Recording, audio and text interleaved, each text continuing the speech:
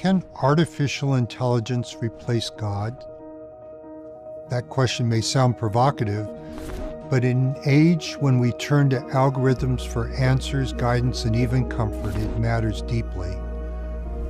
Artificial intelligence can answer questions, but it cannot answer prayers. It can organize information, but it cannot offer revelation, covenant connection, or divine truth. In this message, I explore how to hear God's voice clearly in an age of artificial intelligence, and why that distinction matters more now than ever.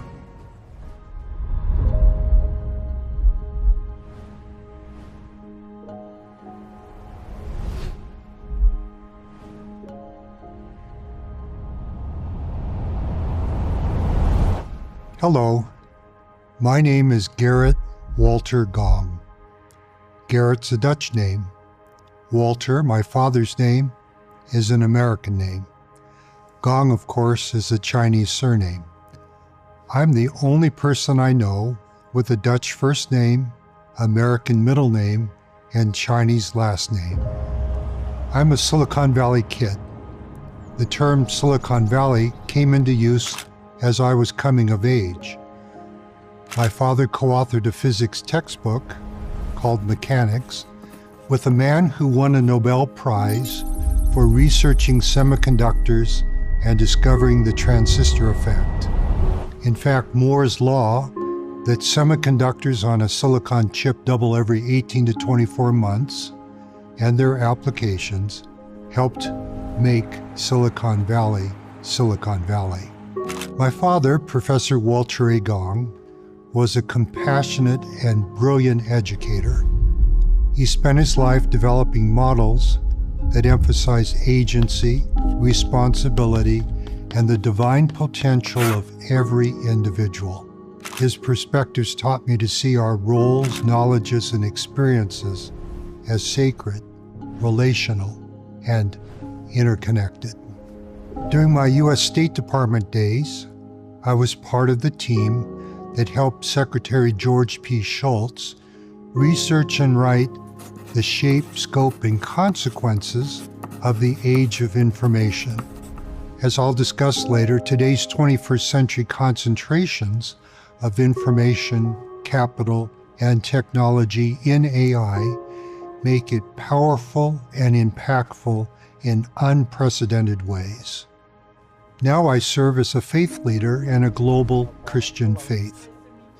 As I visit people in over 100 countries, I find everywhere a deep love of humanity, an appreciation for life and learning, and a commitment to every individual's potential for personal growth.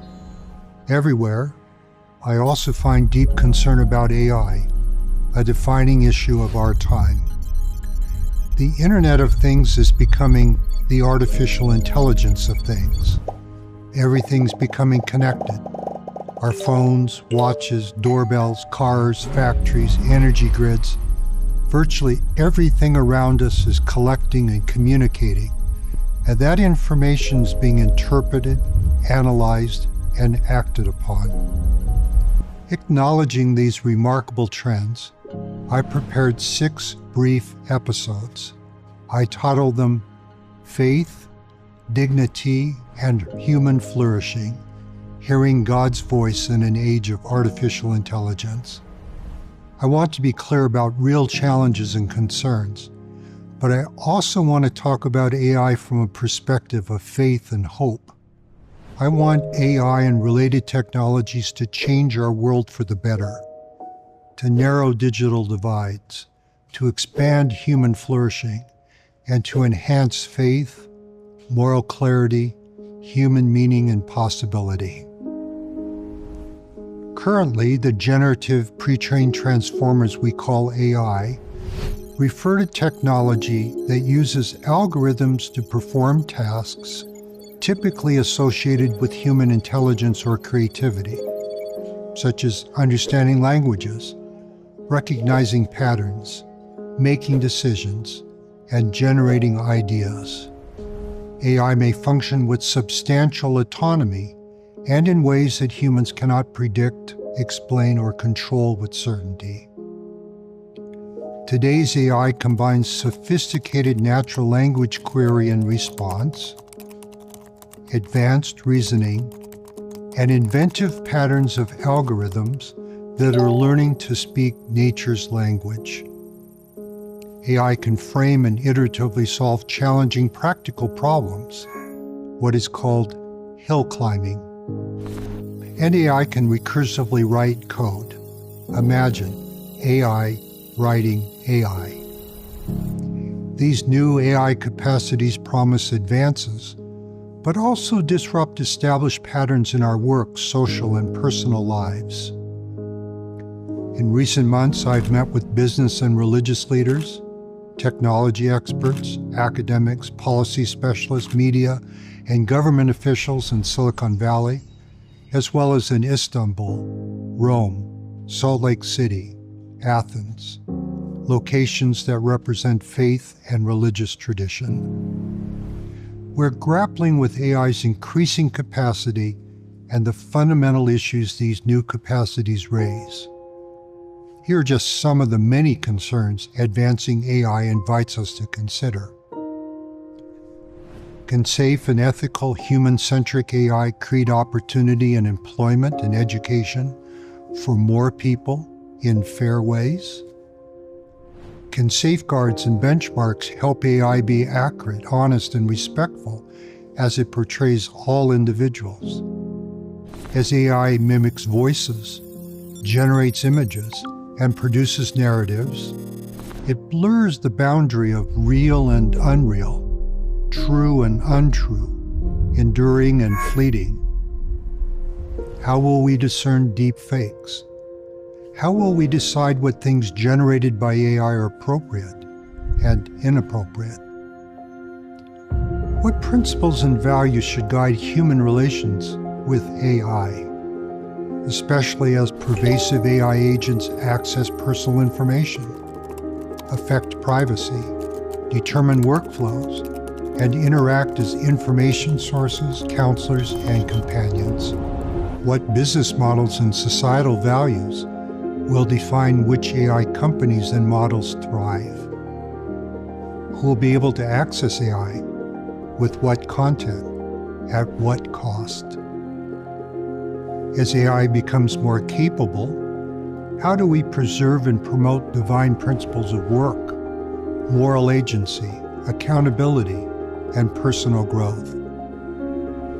If, as some predict in the coming 2 to 5 years, AGI, artificial general intelligence, or even ASI, artificial superintelligence, surpass human capacities for many tasks, how will we define human dignity and worth?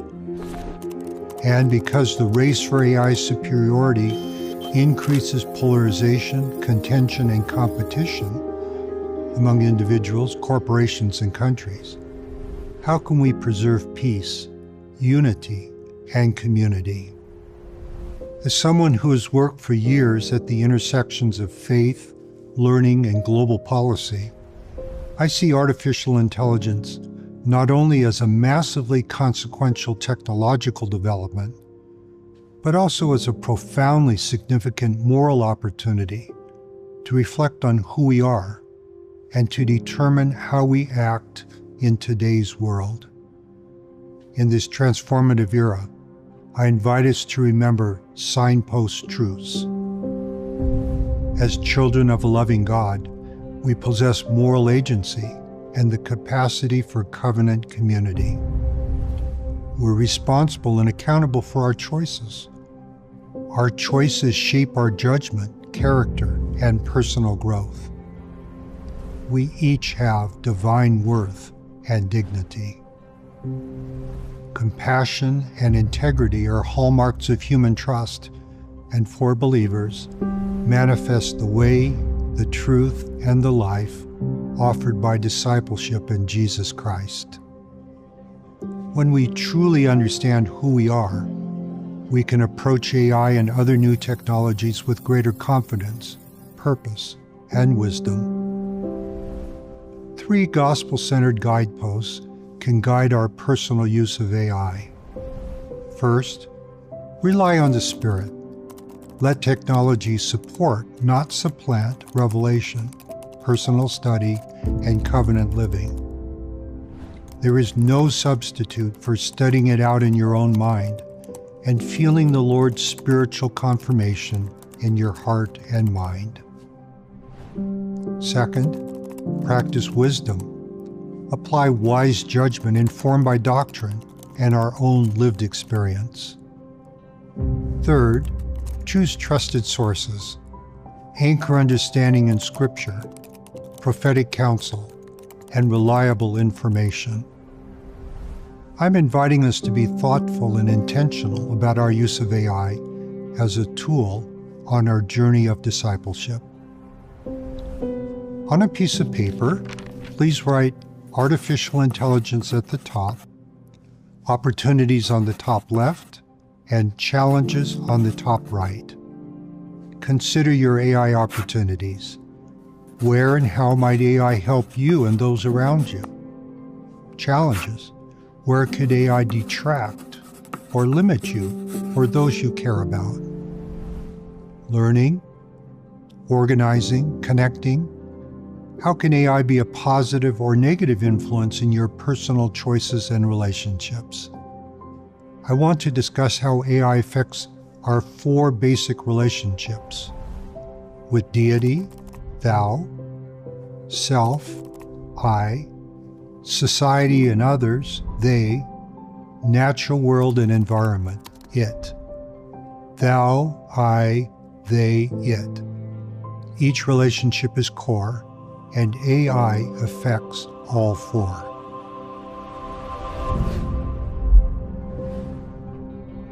We begin at the beginning.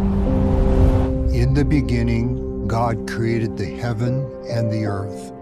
And God said, "Let there be light," and there was light.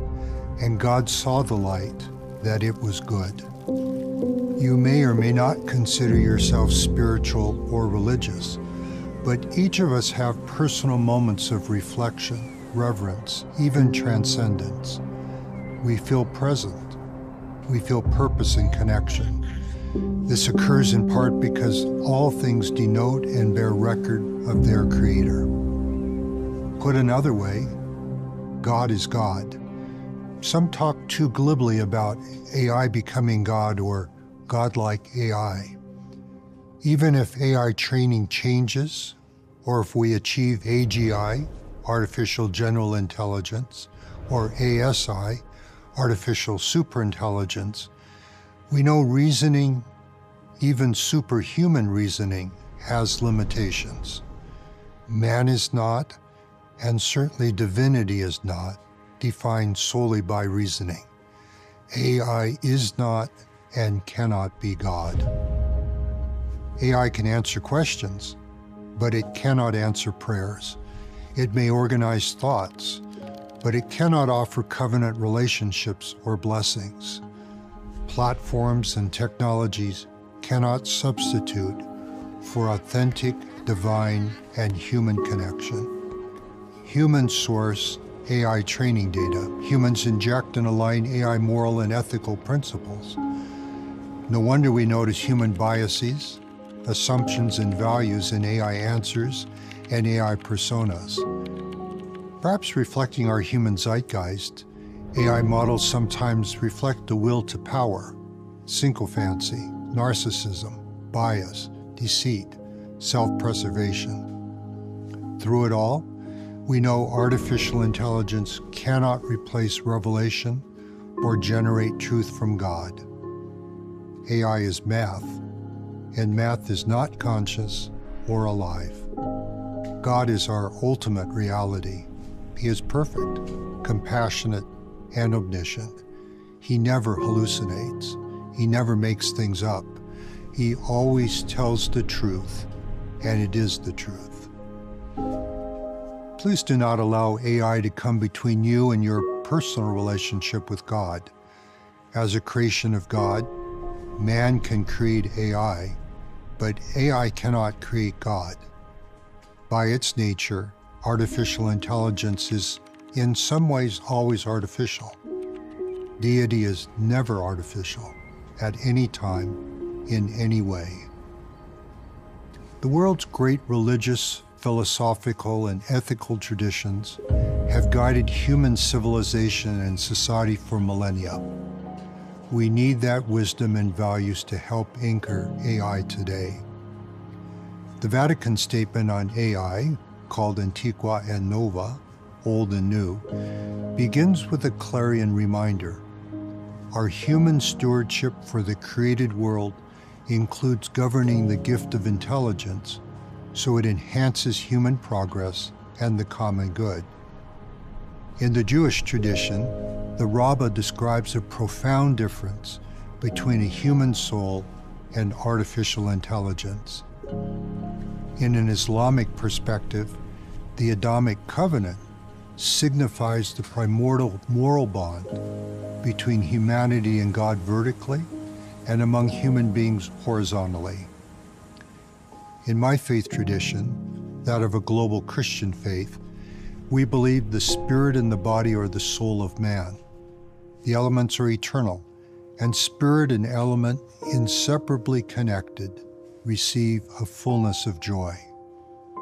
AI is mathematical algorithms and machine may display significant reasoning capacities, as a sophisticated computer may, and AI may reflect some elements of persona and personality. But AI does not represent, as a human soul does, the coming together of divine spirit and physical body. Scripture, including restoration scripture, helps us distinguish among divine intelligence, human intelligence, and artificial intelligence. Genesis chapter 11 recounts the time when men, with one language and one speech, said, "Go to, let us build a city and a tower, whose top may reach unto heaven. Therefore is the name of it called Babel." In this biblical account of the Tower of Babel, we understand God's displeasure at the human arrogance of men who thought they could build a physical tower to rival heaven. A Jewish chief rabbi adds an interpretation from the Midrash, the traditional commentary on the Torah. This reading of the Midrash says, "Frenzied to build a physical tower, men wept more when clay bricks were broken than when human beings making the bricks died." When men promoted material things like clay bricks and towers above the lives and values of human individuals, it is no wonder the God of heaven grieved. Our great religious traditions assert nobility and potential for men and women because of covenant connection with the Thou. Divine connection with God also defines a shared relationship together. The Southern African word Ubuntu, I am because we are. I and thou can make we. Thou and I and they together remind us of the familiar saying, is the fatherhood of God, which makes possible the brotherhood and sisterhood of men and women everywhere. So, please do not let AI technologies inadvertently create your image of God in the image of AI. Learn who God truly is through His Word and Spirit. Sometimes it may feel like heaven is quiet. Learn to hear God's voice through inspiration. God is not a chatbot or search result that answers questions what it thinks we want to hear. God knows our intents, the hopes and longings of our hearts, the anguish and joys of our souls. He listens, He hears, He answers. God creates and entrusts us with opportunities and experiences to work, learn, create. In my faith, we believe the glory of God is intelligence, or in other words, light and truth. We believe whatever principle of intelligence we attain unto in this life, it will rise with us in the resurrection. Indeed, if a person gains more knowledge or intelligence in this life through his diligence and obedience than another, he will have so much the advantage in the world to come. No wonder we invite you to learn through your own best efforts, through your own best work, where you work hard and smart, where you acknowledge your work, not claiming AI work as your own. Here's a vital principle. The more we work with intent, diligence, and effort, the more and better we benefit from and through our work. Please be wise. If AI can help your work, please consider using it. But please recognize the difference between AI helping tutor you to enhance your understanding and you simply having AI do your homework with little benefit to your learning. If we let it, AI can let us slip into being lazy, dependent, perhaps dishonest. Please do not let AI replace you in work that would otherwise help you stretch and grow. And please do not take credit and claim as your own work what you know AI has primarily done. When we apply the principle of individual growth through our work and effort, AI can enhance, deepen, enliven our creativity and capacity. As a tool, well used, AI can help us.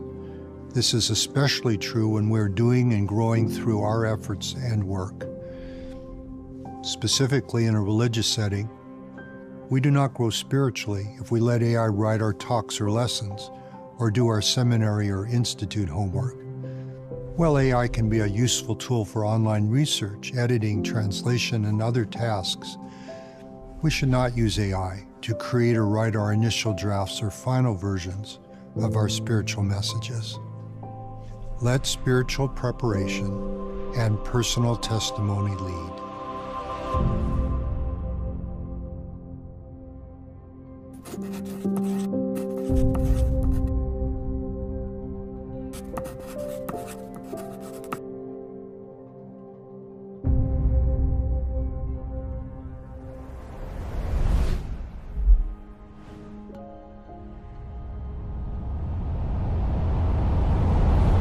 Our relationship with self, I, represents our divine and human identity.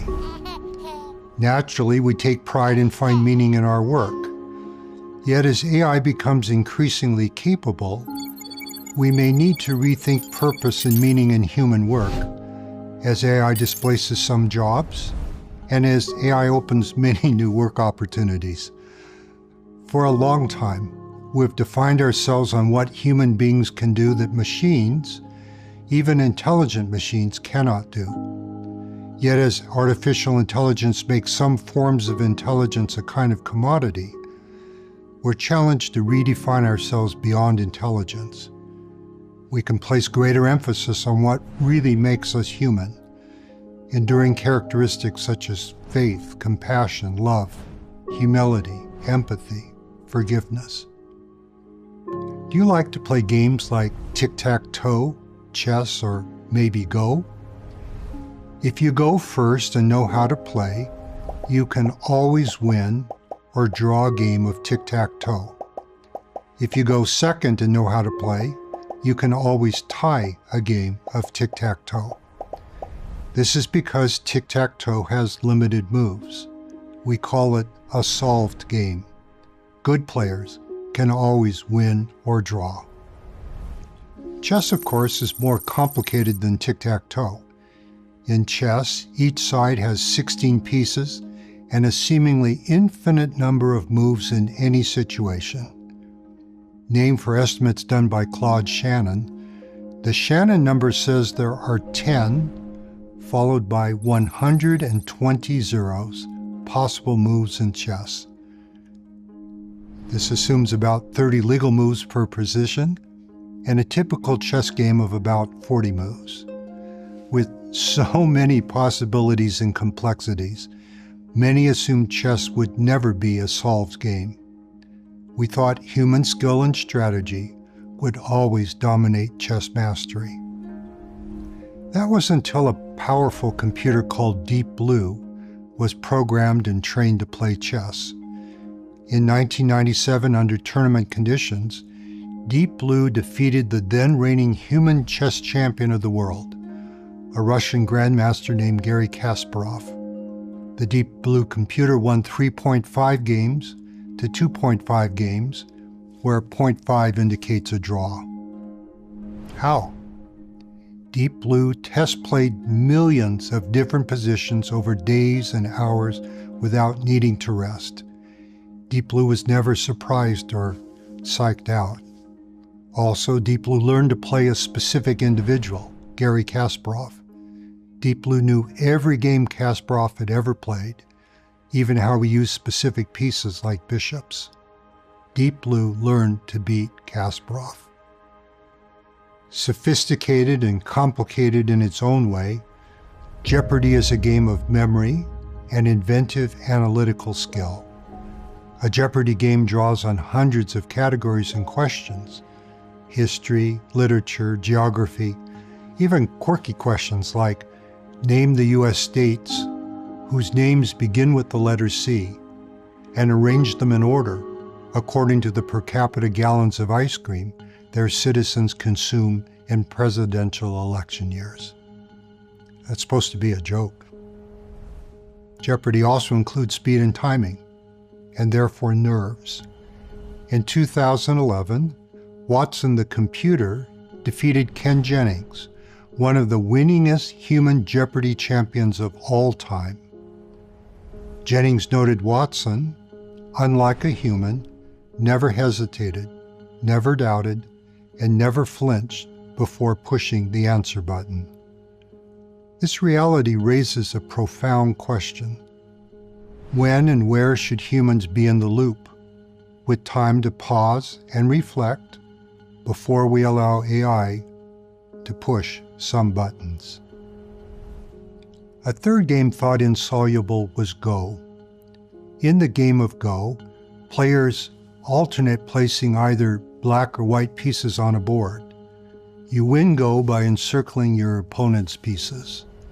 2017, the AlphaGo program, Google DeepMind AI, beat the world's Go champion, a man named Kudja, 3 times in 3 games.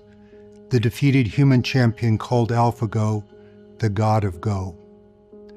Of significance, AlphaGo was programmed to train itself by playing itself millions of times. AlphaGo played more games than a human could play in their lifetime. In the process, AlphaGo developed inventive and novel strategies. AlphaGo learned to place pieces in unprecedented places, unseen and unexpected in human play. Sometimes the strategic importance of novel piece placements only became evident many moves later. Well, Deep Blue in 1997, Watson in 2011, and AlphaGo in 2017 respectively defeated the human world champions in chess, Jeopardy, and Go. An age of artificial intelligence was born in the popular mind with ChatGPT's public debut in November 2022. Since then, some 1.4 billion individuals, 1 in 6 people worldwide, are now estimated to use AI tools regularly. This form of artificial intelligence is one of history's fastest technology adoptions. Now, AI can pass a college credit AP exam, legal bar, or doctor's medical exam with high scores. AI can paint a picture, narrate a movie, write a hit country music song. AI can fold proteins, spot signal from noise in massive amounts of information.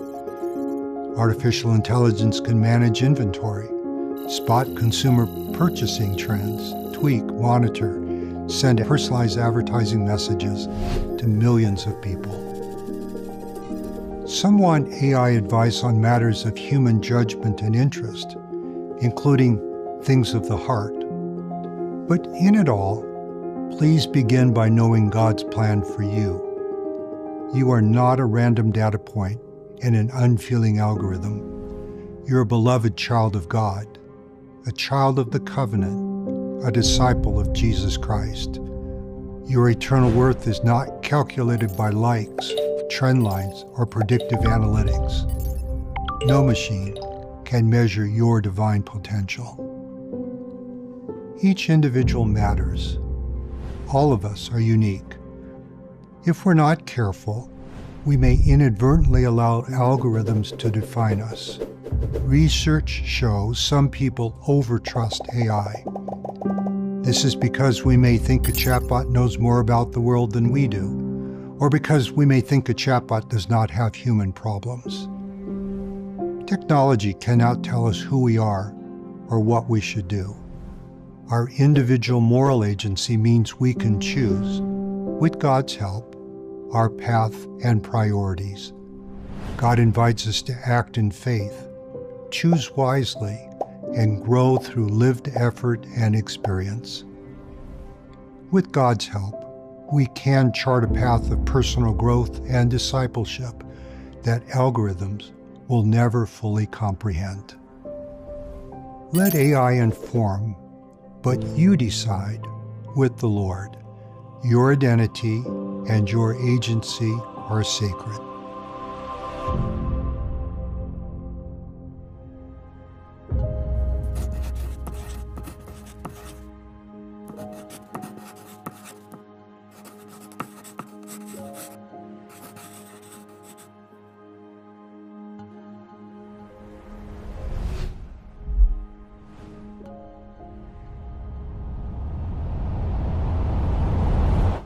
Our relationship with the Thou teaches we belong in community with other people in society with they. When we together confront pandemics, wildfires, or quietly meet daily needs, we receive inspiration and strength. As we counsel together, we listen to each person and the Holy Spirit. Authentic human relationships matter. Compassion, kindness, optimism, they require lived experience and authentic relationships. Faith and authenticity are manifest when we commit that no one sits alone. No one sits alone means no one sits alone spiritually or emotionally. Especially no one should sit alone, lonely or emotionally dependent with an AI chatbot. Monologue with an AI algorithm is different than dialogue with a human friend or family member. We move into a gray area when we think AI can counsel us on personal questions like which job to take or who to marry or where to find God. My heart goes out to those who confide for hours in AI chatbots, thinking those AI chatbots listen or know them. AI chatbots do not. Some AI chatbots only run algorithms designed to encourage more human screen time. Will you please put your finger on your nose? This is a fun mnemonic, a memorable way to promise ourselves and those around us that we will not let any human person feel an AI chatbot listens or cares for them more than we as fellow human beings ought to. Thank you. Of course, none of us is perfect in how we listen and understand each other. None of us is as attentive, as willing to please 24/7 as an AI chatbot. And that's a reason we need human they belonging with each other. Real human relationships are not solipsistic, us talking to ourselves. Real relationships are human relationships. Covenant belonging is not selfish. It does not focus primarily on the self, particularly if that self is us doing only what we want. Thou and they go together because thou covenant belonging gives us they. We need thou, they, and I together. Of course, AI interfaces can help us learn to cook, find adventure locations, improve our pickleball third shot drop. AI can help us plan activities, translate messages, organize our schedule, but then let us spend our best energy with people. Computer-assisted tools can help connect us with family, past and present, what we call family history or genealogy. I love that we may feel alone in the world until family history and genealogy deeply connect us with family we may have never known. My wife and I traveled to Loughborough, England, to place a memorial marker on the grave of Mary Ann and Joseph Cunningham, my wife's second great-grandparents. For 160 years, Mary Ann and Joseph were buried in unmarked paupers' graves. An inspired genealogist helped us to locate those graves. He used state-of-the-art computer-assisted tools. He also searched the cemetery the good old-fashioned way, by checking graves one by one. AI and technology can help us connect our names into relationships that place and unite us in an eternal family. As you may know, Manchester, England is one of the places where the 19th century Industrial Revolution began. The Industrial Revolution transformed relationships between people and things, and among people in society. Now, artificial intelligence is changing our day in even more profound ways than the Industrial Revolution transformed its day. In our personal lives, please use AI for logistics and drafts, but not as a substitute for trusted relationships. Set boundaries. If you feel tempted to confide more in a chatbot than in a friend, a parent, or leader, may I invite you to reach out today, now, to a real person who knows and loves you. Trust in God and those around you who do know and love you. God knows you better and loves you more than you know or love yourself. This is the reason He gives us each other. That can never be said for an AI chatbot. Our 4 core relationships also include the natural world and environment, the it, another relationship AI is changing.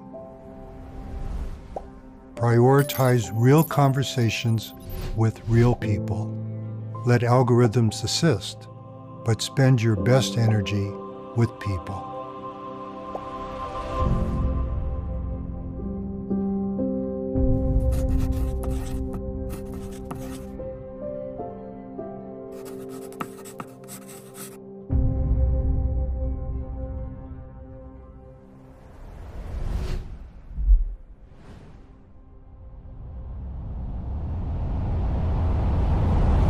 Beautiful locations like this remind us that in the beginning, God created the heaven and the earth. And God saw everything that He had made, and behold, it was very good. Beauty, order, and purpose in God's creations witness His love and inspire our reverence. They invite wise stewardship. In our natural environment, we are organically enmeshed with nature's times and seasons, recurring cycles of day and night, ebbs and flows of life, death, rebirth. Yet unless we're careful, we can lose covenant connection to the natural world in today's modernity of artificial conveniences and comforts. In southwestern Utah are the Parowan Mountains. North of Parowan City, the Parowan Gap, a 500-foot deep, 3-mile-long pass, links the Parowan and Cedar Valleys. A Parowan Gap placard describes the connections of the Hopi tribe with the Parowan Gap this way. The Hopi people entered into a sacred covenant with Masa, the earth guardian, declaring their responsibility to be preservers, protectors, and stewards of the earth. In accordance with this covenant, ancestors of the Hopi people, or people of long ago, migrated through the Parowan Gap to Hopi, the spiritual center of the earth. The petroglyphs here testify to the fulfillment of their covenant with Massa. Recently, my wife and I traveled to a national park known for its certified dark sky starry nights. What is called a Bortle scale measures light pollution. A Bortle scale class 1 is the darkest night sky. A Bortle scale class 9 is the brightest night sky, meaning most light polluted. We were in a Bortle scale class 1 or 2 area, very dark and very clear on a moonless night. We put away our phones, roasted marshmallows as the sun set, and watched the Milky Way through the night. The Milky Way is the stuff of myth, marvel, and mystery. Don't you love how every culture and people tells their own story of the Milky Way? In Chinese, Milky Way is Inghe, the Silver River. In Belarusian, Estonian, Finnish, it is the Way of the Birds. Some call the Milky Way the Road to Santiago. In Cherokee, it's the way the dog ran away. In Hebrew, the River of Light. IMAX James Webb Space Telescope images project even deeper in space what the Hubble telescope deep field images earlier showed. As the great prophets Moses and Abraham testify, God's creations include worlds without number, galaxies on galaxies, even in places where the night sky seems empty. The great French author Victor Hugo, in Les Miserables, puts it this way: nothing is small, actually. Anyone who leaves themselves open to nature knows this. Algebra applies to the clouds. The radiance of the star benefits the rose. There are miraculous relationships between beings and things in this inexhaustible whole. From sun to aphid, no one looks down on anyone else. Everyone needs each other. Truly, all things denote there is a God, yea, even the earth and all things that are upon the face of it, and its motion, yea, and also all the planets which move in their regular form, do witness there is a supreme Creator.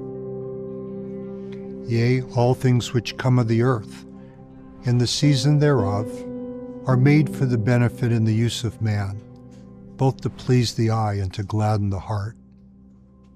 Beauty, says author Marilyn Robinson, is the signature of God. An important way to know God is to discern His signature in creations made to gladden the heart. Imagine you're preparing for a wilderness hike. You light a single candle as you assemble your maps, food, sleeping bag, tent, and so on.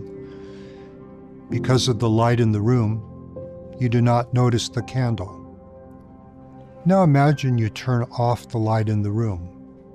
Now the candle shines clear and bright. It illuminates the room. It was not that the lit candle was invisible before. It was that the room's artificial light obscured the lit candle's natural light. Some ways, we need to be in nature, away from the artificial light and the artificiality which crowds so much of modern life.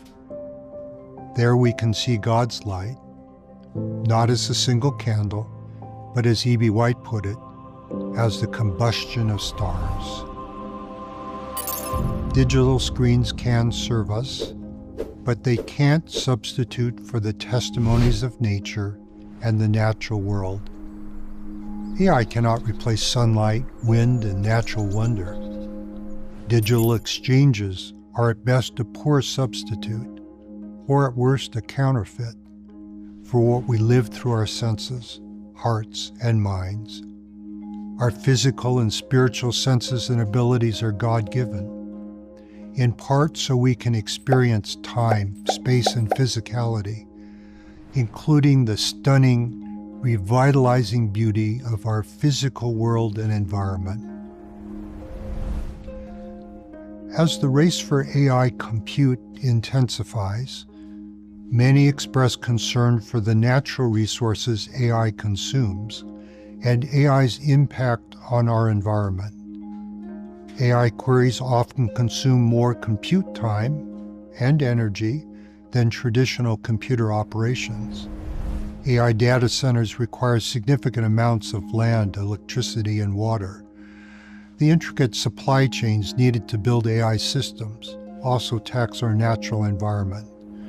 These include the mining, refining, processing, and cleaning rare earth minerals and other elements and components on which AI systems depend.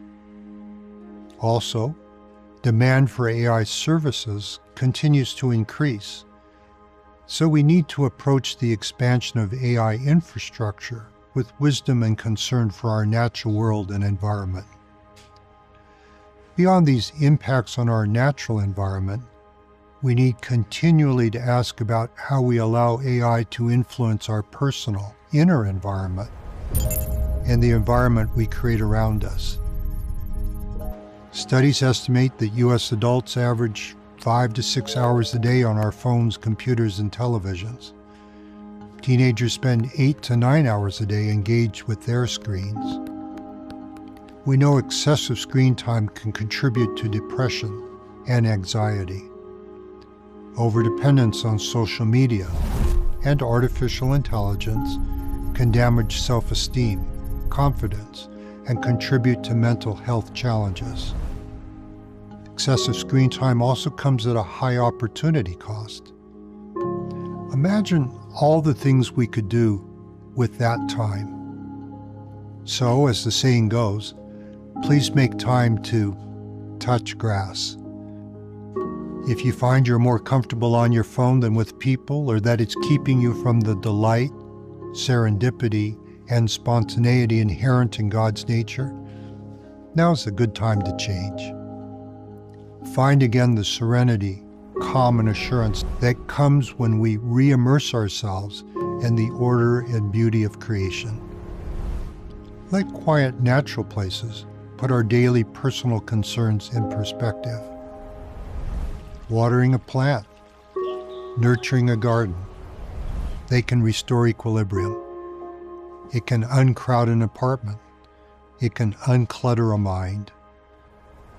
Watch the leaves dance with the first kiss of light. Pause as the sun paints the clouds with God's palette. Listen to the stories the constellations tell as they wheel through the expanses of the heavens. It takes conscious effort to slow down. God's goodness can enrich our souls.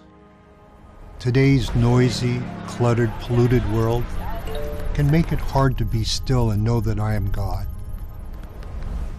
We curate life to be insta-perfect, even though we know insta-perfect is neither insta nor perfect.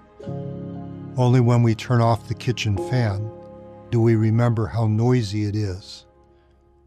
Sometimes slowing things down, those things that matter less, helps us find the things that matter most. In an age of AI, what tech insiders warned earlier is even more true now. If you're not paying for the product, you are the product. Many social media and AI algorithms optimize for online use, sharing, and monetized advertising profit. Money-driven apps can foster suspicion, division, and depression.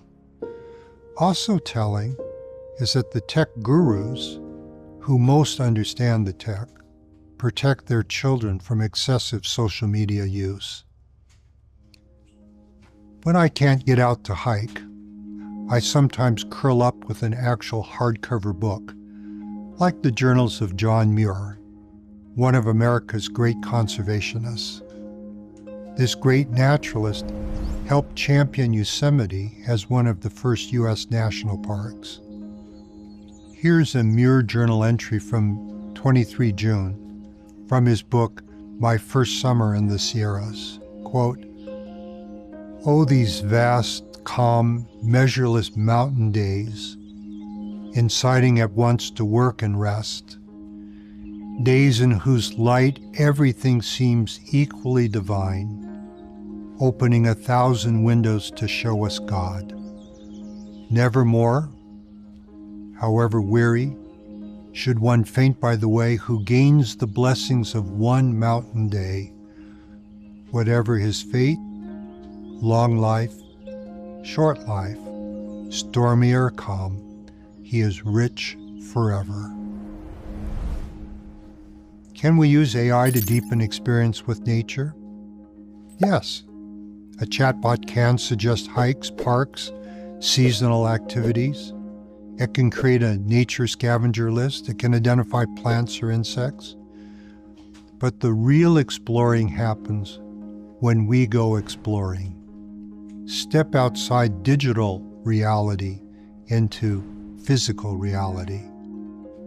Be spiritually present in the moment. Invite friends or family, but put your device away. When we step outside, we step into God's classroom. Nature teaches patience as seeds grow, humility as storms pass, and joy as sunlight warms the earth. These lessons are not downloaded, they're lived. As we reverence in and care for creation, we honor the Creator. Every breath of fresh, crisp air can spark gratitude. Intentionally choose moments that gladden the heart and lift the soul. Technology can inform us, but without the Spirit, it cannot transform our nature or our being. Let us wisely use AI and technology tools to deepen faith and spiritual understanding, strengthen relationships and families, and instill reverence and gratitude for God's creations.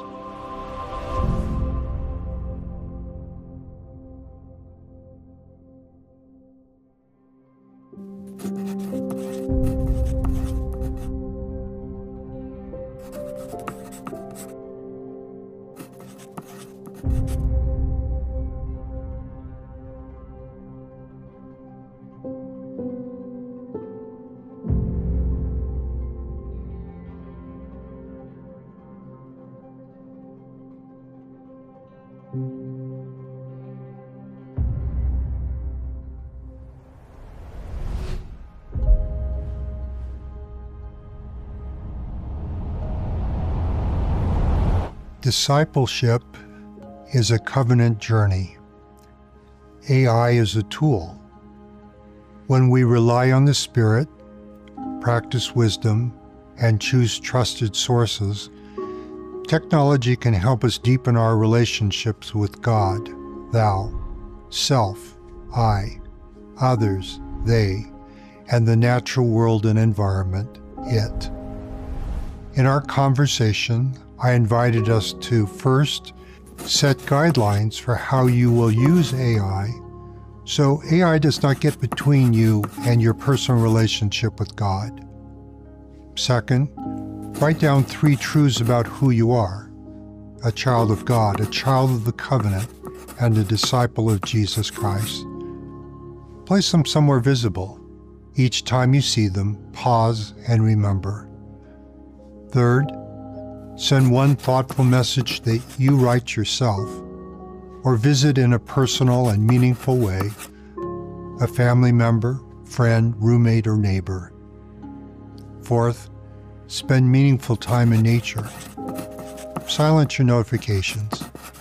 Offer a prayer of gratitude for the beauty and testimony of all the things that denote the natural order and the loving purposes of God, the great Creator. In a world of accelerating technology and artificial intelligence, may we never lose the divine intelligence that matters most, the voice of God. May we listen for His whisper amid the noise, love one another beyond algorithms, and steward creation and the environment with reverence. In conclusion, to chart our best future in an age of artificial intelligence, We need what the poet W.B. Yeats called our deep heart's core. Ultimately, neither in humans nor in AI can we promote the greater good simply by relying on do-not guardrails or constraints.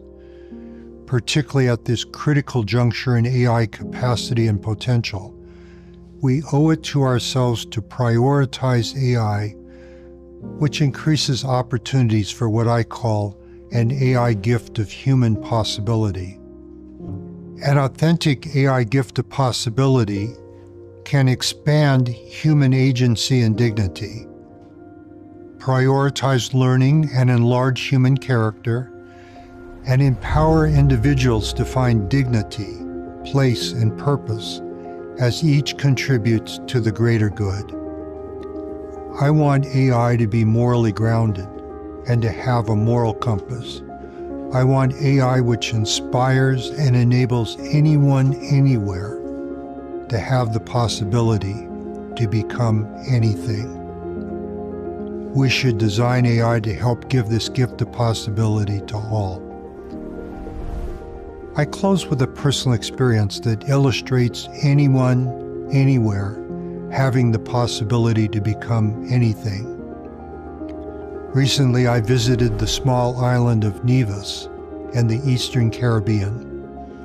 Nevis is 5 miles wide by 7 miles long, 35 square miles, a nowhere dot in the ocean. I went to Nevis because I wanted to witness for myself the gift of possibility. I found on the small island of Nevis the home and birthplace of a man who changed the world. This individual shares his name with a hit hip-hop musical and with his face on the US $10 bill. I also found on the small island of Nevis a young schoolteacher. This schoolteacher proudly says a student from his island changed the world. This diligent teacher teaches his geography and Spanish classes, fully believing any of his students may be the next Alexander Hamilton. Anyone, anywhere, has the possibility to become anything. Everywhere I go, now to more than 120 countries and territories, I see human potential and possibility.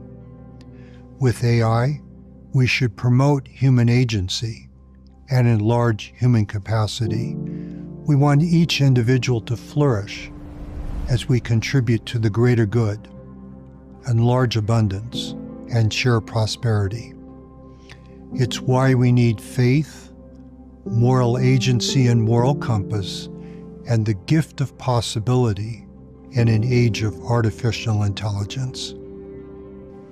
May you discern with the gift of the Holy Ghost what is real and unreal, true and untrue, uplifting and not uplifting.